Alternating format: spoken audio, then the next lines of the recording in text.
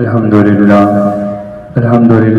والصلاة والسلام علی رسول اللہ اما بعد فاعوذ باللہ من الشیطان الرجیم بسم اللہ الرحمن الرحیم قل لا اسألکم علیہ اجرا الا المودۃ فی القربى۔ میرے پیارے بھائیوں، امام حسین رضی اللہ تعالی عنہ اور اس کی شہادت، حضرت معاویہ رضی اللہ تعالی عنہ کی وفات کے بعد یزید نے خلافت کا اعلان کیا۔ اس وقت مدینے کے قاصد اور گورنر ولید ابن عتبہ ابن ابو سفیان تھا۔ یزید نے پیغام بھیجا امام حسین کو کہ وہ میرے لیے ولید ابن عتبہ ابن ابی سفیان کے ہاتھ پہ بیعت کریں۔ جب امام حسین کو یہ اطلاع ملی تو امام حسین نے فرمایا کہ مجھے مہلت دو۔ مختصر یہ کہ یزید پلید، اس کی بیعت سے امام حسین عبداللہ ابن زبیر اور عبداللہ ابن عمر رضی اللہ تعالی عنہم اجمعین، ان سب نے انکار کیا۔ امام حسین اس وقت مکہ چلے گئے تھے۔ مکہ جانے کے بعد کوفے والوں نے امام حسین کو خطوط بھیجنا شروع کیا۔ مختصر یہ کہ امام حسین نے اپنے چچا زاد بھائی مسلم ابن عقیل کو کوفہ روانہ کیا اور مسلم ابن عقیل کے ہاتھ پہ 12,000 لوگوں نے بیعت کیا۔ امام حسین رضی اللہ تعالیٰ عنہ جب جانے لگا تو بہت سے صحابہ کرام نے اس کو منع کیا کہ کوفے والے بے وفا لوگ ہیں، نہ جاؤ وہاں پہ۔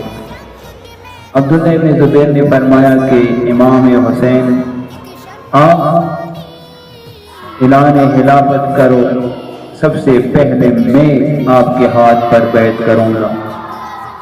لیکن امام حسین نے فرمایا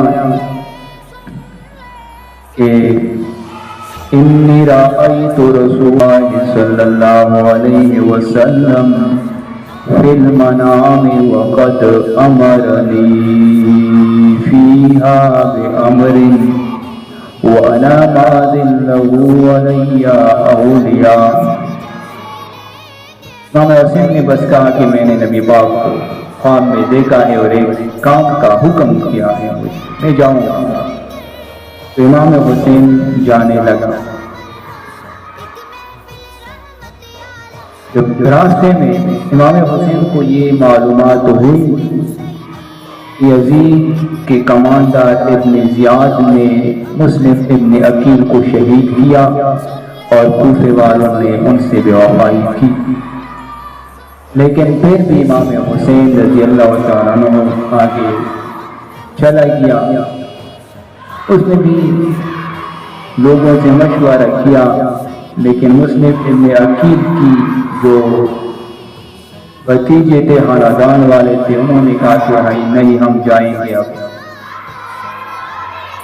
تو امام حسین جب کربلا کے میدان میں پہنچا، امام حسین نے 3 خطبے دیے۔ ایک خطبہ دیا دردناک خطبہ، لیکن ان بغیرتوں پہ کوئی اثر نہیں کیا۔ دوسرا خطبہ دیا، تیسرا خطبہ دیا، لیکن ان بغیرتوں پر کوئی اثر نہیں کیا۔ امام حسین کربلا کے میدان میں خطبے کے بعد اپنے ساتھیوں کو کہا کہ ظہر کا وقت تھا کہ اذان کرو، تو ایک دشمن نے حر ابن یزید نے جو ابتدا میں امام حسین کا دشمن تھا، ارغابی تھا، لیکن یزید کی آرڈر تھی، کمانڈر تھا یزید کا، اس حر ابن یزید نے بھی ظہر کا نماز ان کے پیچھے پڑھا، امام حسین کے پیچھے۔ عصر کا نماز بھی حر ابن یزید اور اس کی لشکر نے امام حسین کے پیچھے نماز پڑھا۔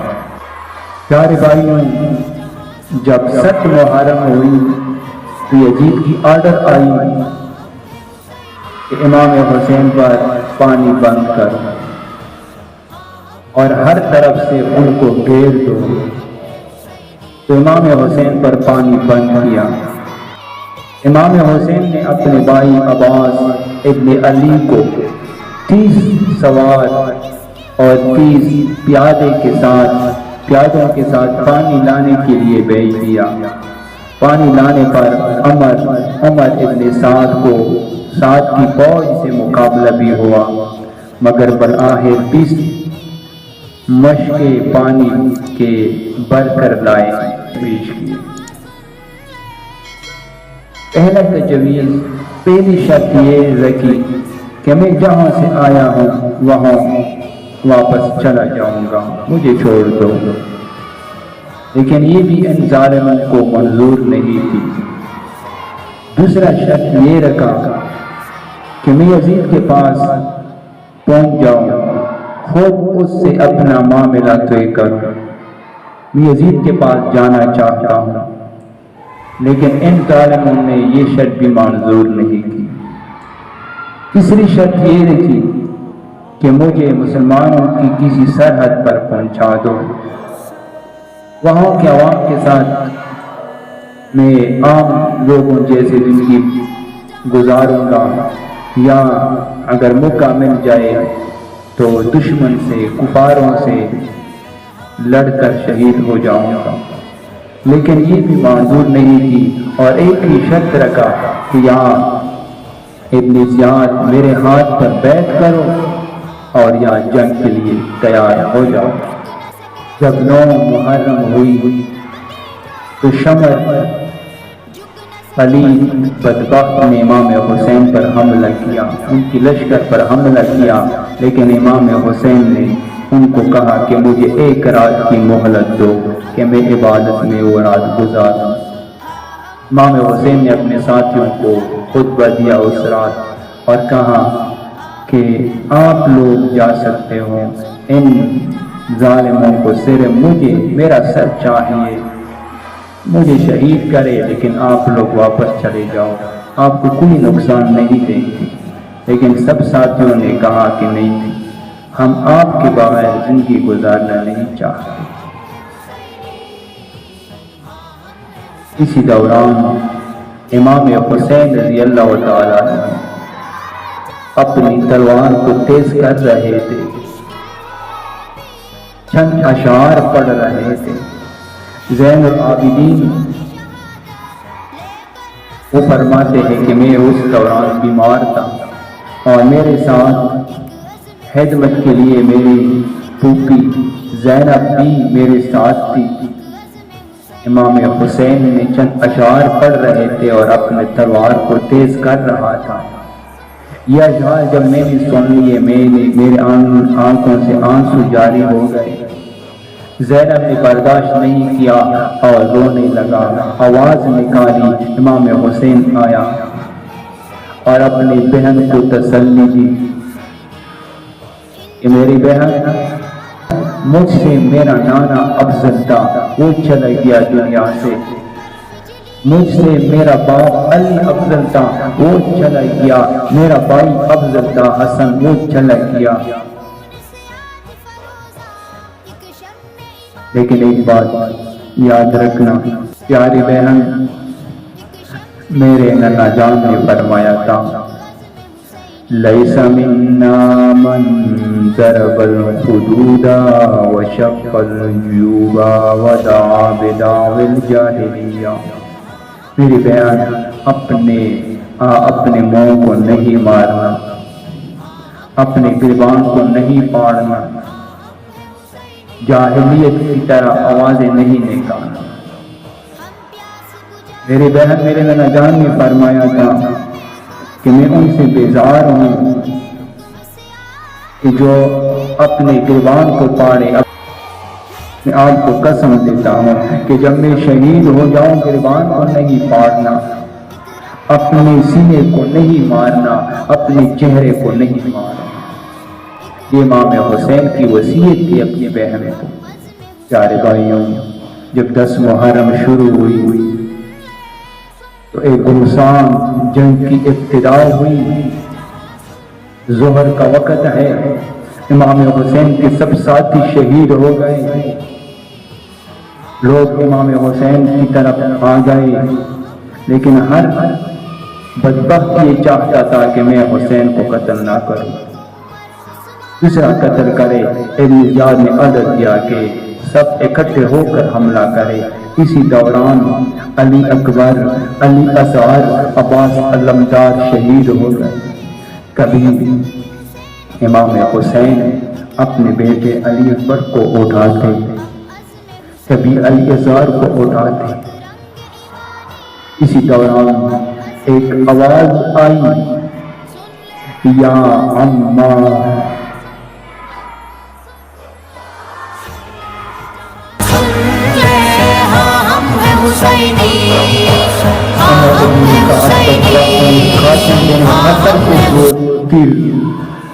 تیر مارا، اس کے سر پر لگا تو قاسم بن حسن نے فرمایا، یا عمّا، اے چچا جان، اے۔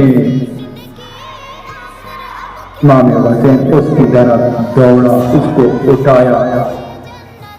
حسین کے ہاتھوں میں قاسم کی لاش کی روح پرواز کر چلی گئی۔ انا للہ و انا الیہ راجعون۔ قاسم کی لاش علی اکبر، علی اصغر کے ساتھ رکھ دیا گیا۔ خدا کی قسم یہ آواز مجھے جب میں نے تاریخ پڑھا اور یہ الفاظ میں نے دیکھے کہ یا عمّا، میرے دل کو درد پہنچ گیا۔ امام حسین اپنے بیٹوں کی جنازے اٹھاتے، علی اکبر، علی اصغر، کبھی اپنے بھتیجے قاسم کی جنازے کو اٹھاتا۔ ان ظالموں نے چھوٹے بچوں کو بھی معاف نہیں کیا۔ آخر میں شمر بدبخت، ظالم، فاسق 10 آدمیوں کو اکٹھا کر کے امام حسین پر حملہ کیا۔ امام حسین لڑتے لڑتے، امام حسین جس طرح بھی جاتے لوگوں کو قتل کرتے، بہادری سے لڑتے۔ آخر امام حسین زخموں کو تاب نہ لا کر گر پڑا اور ایک بدبخت نے، قولی ابن یزید بدبخت نے اس کا سر کو کاٹ دیا۔ انا للہ و انا الیہ راجعون۔ پھر ابن زیاد کی حکم کے مطابق امام حسین کی لاش گھوڑوں کے ٹھاپوں میں روندا جائے۔ عمر ابن سعد بدبخت نے چند سواروں کو حکم دیا کہ انہوں نے یہ بھی کر ڈالا کہ امام حسین کی لاش کو ان کی اوپر گھوڑے دوڑائے گا۔ امام حسین کا سر مبارک ابن زیاد کے سامنے پیش کیے۔ ابن زیاد نے لوگوں کو جمع کر کے سب سروں کو سامنے رکھا اور ایک چاقو سے حضرت حسین کے ہونٹ مبارک کو چھونے لگا۔ زید بن ارقم رضی اللہ تعالی عنہ سے نہ رہا گیا اور بول اٹھے کہ چاقو ان متبرک ہونٹوں کے اوپر سے ہٹا لے۔ قسم ہے اس ذات کی جس کی سوا کوئی معبود نہیں کہ میں نے رسول اللہ کو دیکھا ہے کہ ان ہونٹوں کو بوسہ دیتے تھے۔ ابن زیاد بدبخت نے اس پر بس نہیں کی بلکہ حکم دیا کہ حضرت حسین کے سر کو ایک لکڑی پر رکھ کر کوفے کے بازاروں اور گلی کوچوں میں گھمایا جائے کہ سب لوگ دیکھ لیں۔ اس کے بعد اس کے اور دوسرے اصحاب کے سروں کو یزید کے پاس ملک شام بھیج دیا اور اسی کے ساتھ عورتوں بچوں کو بھی روانہ کیا۔ یہ لوگ شام پہنچے تو انعام کی شوق میں خود ابن قیس جو ان کو لے کر گیا تھا فوراً یزید کے پاس پہنچا۔ یزید بدبخت نے امام حسین کی سر جس وقت یزید کے سامنے رکھا گیا تو یزید کے ہاتھ میں چاقو تھی۔ حضرت حسین کے دانتوں پر چاقو لگا کر اس طرح پھیر رہے تھے۔ اسی دوران ابو برزہ اسلمی رضی اللہ تعالیٰ عنہ موجود تھے۔ آپ نے کہا، اے یزید، تو اپنے چاقو حسین کے دانتوں پر لگاتا ہے اور میں نے رسول اللہ کو دیکھا ہے کہ ان کو بوسہ دیتے تھے۔ اے یزید، قیامت کے روز تو آئے گا تو تیری شفاعت ابن زیاد ہی کرے گا اور حسین آئیں گے تو ان کی شفیع محمد مصطفیٰ ہوں گے۔ یہ کہہ کر ابو برزہ رضی اللہ تعالی عنہ مجلس سے نکل گئے۔ اس کے بعد عورتوں بچے یزید کے سامنے لائے گئے اور سر مبارک امام حسین کی اس مجلس میں رکھا ہوا تھا۔ حضرت حسین کے دونوں صاحبزادیوں فاطمہ اور سکینہ پنجوں کے بل کھڑے ہو کر سر مبارک کو دیکھنا چاہتی تھی اور یزید ان کے سامنے کھڑے ہو کر چاہتا کہ نہ دیکھے۔ جب ان کی نظر اپنے والد امام حسین کے سر پر پڑی تو بے ساختہ رونے لگی۔ ان کی آواز سن کر یزید کی عورتیں بھی چلا اٹھی اور یزید کے محل میں ایک ماتم برپا ہو گیا۔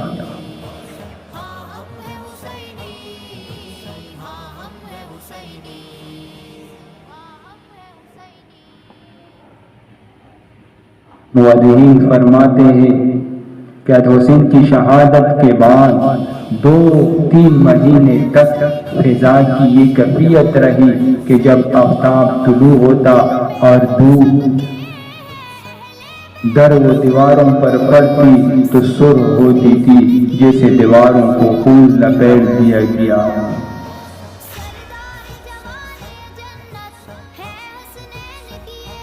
پیارے بھائیوں، امام حسین کی شہادت عبداللہ ابن عباس نے ایک رات نبی پاک خواب میں دیکھا کہ دوپہر کا وقت ہے اور آپ پرگندہ بال پریشان حال ہے۔ آپ کے ہاتھ میں ایک شیشی ہے جس میں خون ہے۔ ابن عباس فرماتے ہیں کہ میں نے عرض کیا کہ اس میں کیا ہے یا رسول اللہ؟ رسول اللہ نے فرمایا حسین کا خون ہے۔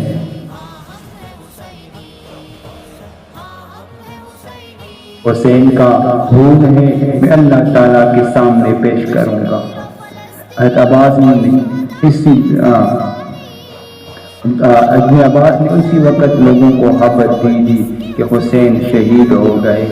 اس خواب سے چند روز کے بعد حضرت حسین کی شہادت کی اطلاع پہنچی اور حساب کیا گیا تو ٹھیک وہی دن اور وہی وقت آپ کی شہادت کا تھا۔